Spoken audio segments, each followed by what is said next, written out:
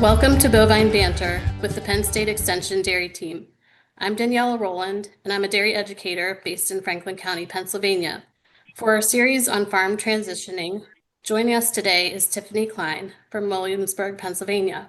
Thanks for joining us today, Tiffany. To get us started, can you tell us a little bit about yourself, your farm, and your family?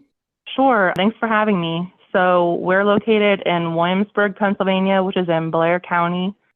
We milk 70 cows in a tie stall barn, and we raise our own heifers, so we keep around 50 heifers total. We farm 40 acres of corn, which we double crop with triticale, and then another 10 acres of hay, and buy all of our grain, and then some additional forage too. And we ship our milk to DFA.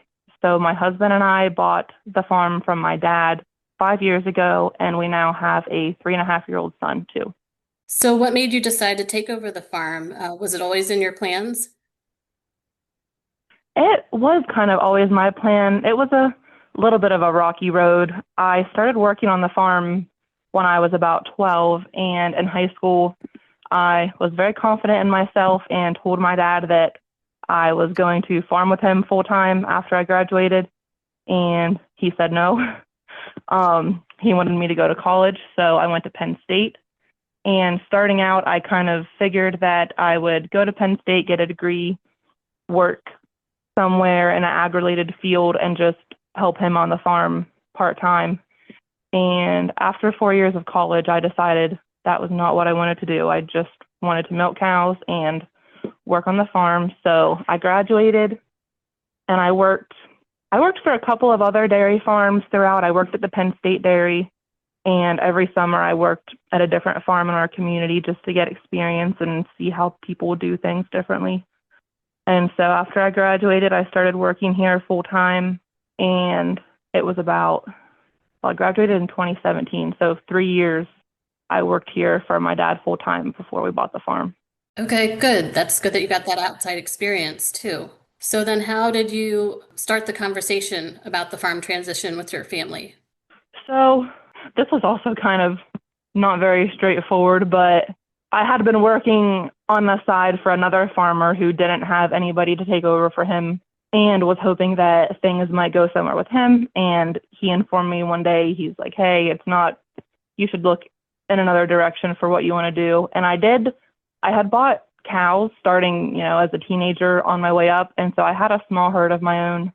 And my husband was working for another dairy farmer, and he had a small herd of his own. So we looked around a little bit at the possibility of renting a facility, and that with the dairy market just didn't seem very feasible.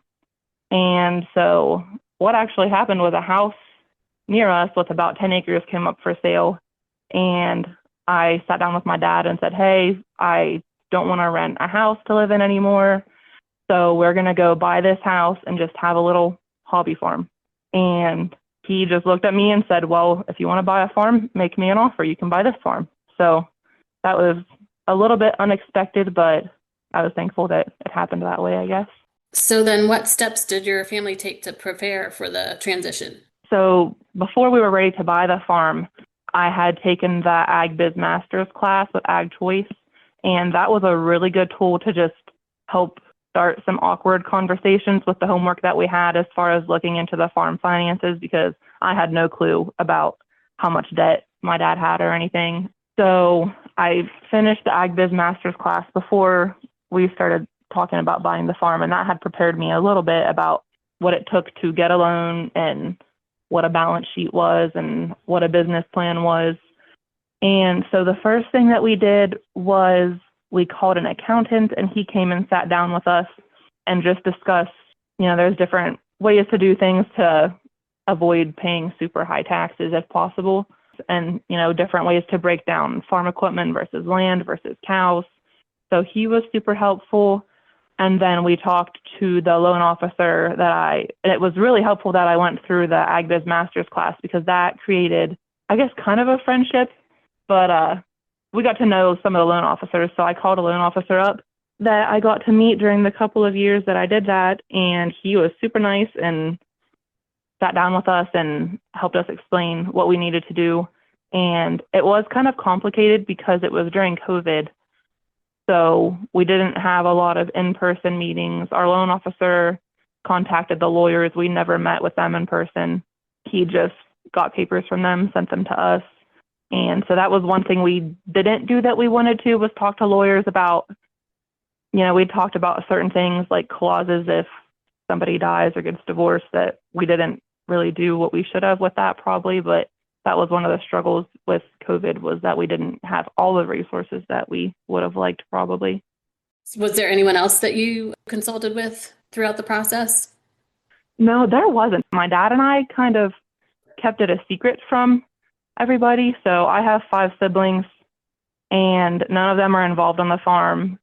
And so my dad and I kind of figured out what we wanted to do as far as, a price, what loan I needed to get, and what would be included, what would not be included, what we were going to do with all the little details. And we just kind of privately figured that out ourselves. And then when we decided what we wanted to do, then we just told everybody, hey, this is what's going to happen. So that made it a little less complicated. We didn't have to deal with a lot of people's opinions that really, they weren't involved with the farm, so it wouldn't have mattered a whole lot. It would have just added complications. With transitioning farms, everybody wants a piece of the farm, but not everybody wants to help do the work. So I feel that's something a lot of young farmers struggle with, is having to figure out how to fairly split things up. Well, good. That's good if it's worked out for you and your family and worked out well. So then how have you diversified or grown your farm business since taking over? We have not. So when we bought the farm, part of the reason that my dad didn't want me to farm here full time is that our barn was super run down.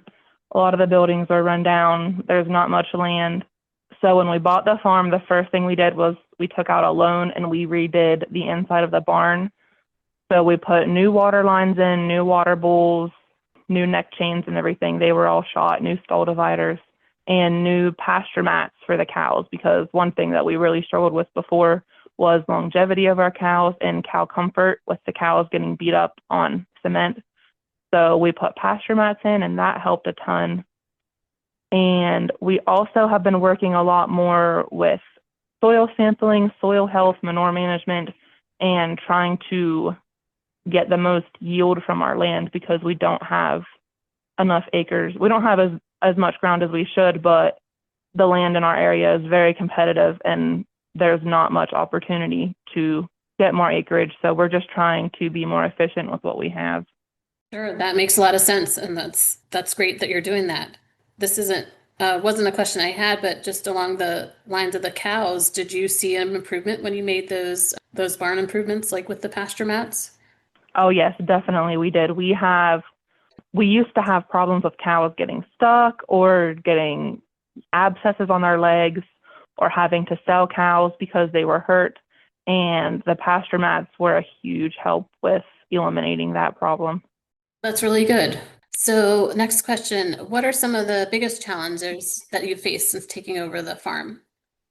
Probably the biggest challenge is just the volatile milk market. We never know what the price is going to be. And actually for the first 2 years that we farmed here, my husband worked off the farm full time at our local feed mill driving truck. And that really helped a lot, because his income filled the gap between the $13 milk that we had for those first 2 years and all of the bills that we had. So I don't know if we would have made it without his full-time income coming in, or it would have really been more of a struggle. And other things that have been difficult are health insurance and trying to figure out all the regulations. My dad didn't get very involved with, he didn't have a manure management plan, and he didn't get more involved than he had to with any paperwork. So that's been a learning curve for us to become compliant with that. But we have found that a lot of people that we've been working with our county extension, they've been super helpful with helping us figure out what to do. So sort of building on that, would you say, how has your leadership style evolved now that you're the primary decision maker on the farm? I definitely feel like I have matured and have gotten better as far as asking for help. So before we bought the farm, I mostly just wanted to do things myself. I wanted to milk the cows myself, do whatever I could by myself, and just hated asking people for help. And now, well, we have more on our plate, but I am just very thankful for anybody that is willing to help us. And we take advantage of anybody that wants to help, whether it's field work or milking cows or the family members that we have that come out to help us. That's one thing. I think I've become less independent because of the workload that we've taken over. So, were there any, or are there any peer groups or farmer networks that you found valuable as you've worked through this transition? So the main thing was probably the Ag Biz Masters program. There was a group of other young farmers that I took that with who we all shared stories, and it was super helpful. And it was also helpful getting to know the loan officers. But other than that, we really didn't get super involved with other groups. Just there were a few farmers that are local to us that we talked to for advice and on how to do things. So I would say just people in our community have helped a lot. So, what has been the most rewarding part of taking over the dairy operation for you? Probably the most rewarding part has just been watching the work and improvements that we've made turn around and make the farm better. So we have seen an increase in milk production with some changes that we've made. We have a lower cell count, higher components, and better cow health, like I said before, from the stall mats. Another big thing is our heifers. We've really fine-tuned our heifer feeding program. My husband is very passionate about that. So when my dad had the farm, we were freshening in heifers at 26, 28 months, and now we average around 21, 22 months when we freshen them in, which is super beneficial being that we don't have as much land and we're short on feed, so we're feeding heifers for a less amount of time before they calve in and give us a return on our investment. That's excellent. That makes a lot of sense. And that's great you've been able to do that. So then what are your plans for the farm in the future? We do not have plans to grow. We just have been trying every year to pick a new thing that we want to become more efficient on. And so right now we're trying to become more efficient with I told you we were working on a manure management plan, and we don't have a permanent manure storage right now. So that's our current goal, is trying to improve with that. But efficiency is just the biggest thing with us because there's not much room for us to grow, but we want to believe in a future for small farms like us. So we're just trying to, I keep saying efficient a lot, but we're just trying to be as efficient as possible so that we can not get rich, but keep our bills paid and slowly make improvements on the farm so that we can continue working here as a family. I think that makes a lot of sense. And I think that's how really similar to so many farms across Pennsylvania. That's other states have grown in, dairy operation size, but one thing that makes Pennsylvania unique is the smaller dairy farm. So that keyword of trying to be efficient is great, I think. So what advice would you give to families who are starting to talk about farm transition? Do you have any tips on keeping the lines of communication open or any other thoughts? So this question I thought a lot about. Is super tricky with everybody's family is different, everybody's farm is different.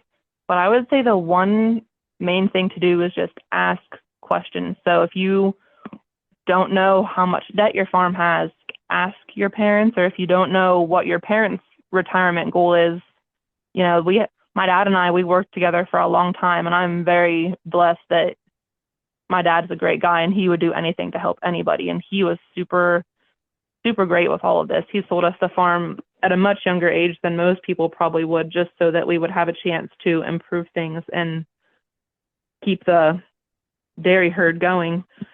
So that was the biggest thing, is we're very close, but we're not good at communicating or talking about uncomfortable things. So there would be days where we would be hauling cows to town and sitting in the truck, and I would just pop out whatever question was on my mind. And housing was a big thing for us too, because there's only one house on the farm and our farm isn't big enough for two families to make a living off of. So that was another big complication, was we had to figure out where my parents were going to move to, and they ended up staying here for 6 months after we bought the farm. So we were renting another house while we paid for this mortgage, and that was not the best situation, but we just had to keep talking about it, and luckily a house nearby opened up, so that was another thing that just seemed to work out. But yeah, you just have to ask questions. You don't want to leave anything unsaid, because once you sign papers, it might be too late and you might find out things that you don't know. But there is a lady that I did talk to briefly at the PA Farm Link, and that seemed like a really, really good organization too for farmers who wanted to start transitioning and didn't know where to start. We figured things out just with the few people that we talked to in our community, so we didn't have to call her. But I did talk to her a few years at Ag Progress Days, and she seemed super helpful too. Yes, that is a good resource to point out. Thanks for mentioning that, because they can connect farmers, young farmers with retiring farmers or people looking to sell their farm to a younger generation and that type of thing. So that's hmm that's a good thought. So last question, as we wrap things up, do you have any final take-home messages or advice for our audience? I would say just be open-minded. Don't be afraid to try new things, and if they don't work out, change it. We've done that quite a few times, and we've made some mistakes, but we've also made some changes that really helped. And I know it's hard. So I'm the fourth generation on this farm, and my dad taught me pretty much everything I know. So I'm pretty set in my ways sometimes. And we benefited a lot that my husband came from a different background, and he worked on other farms too. So he's had to shake me up sometimes and say, hey, why are you doing this the same way we always have? Here's another way we can try. And it's really good to get other perspectives and just hear and try other ways to do things, because just doing something because it's always been the way you've done it is a waste of time sometimes. So that's one thing that really has benefited us too, is trying new ways of doing things to save money or save time, and just be open to anybody that has advice. Even if you're not going to do what they say, it's okay to just listen and think about it for a little bit. So that's one thing I would say that is helpful especially when you're a young farmer. If there's a lot of older farmers in your community, is just pick people's brains and watch what your neighbors do, and just be open-minded. Great. Thank you, Tiffany. And thanks so much for talking with us today. And thank you to all of our listeners. If you have any further questions about this, you can email me at djr6158@psu.edu. This wraps up our podcast series on farm transitioning. So if you missed any of the previous episodes, be sure to check those out. And thank you for listening.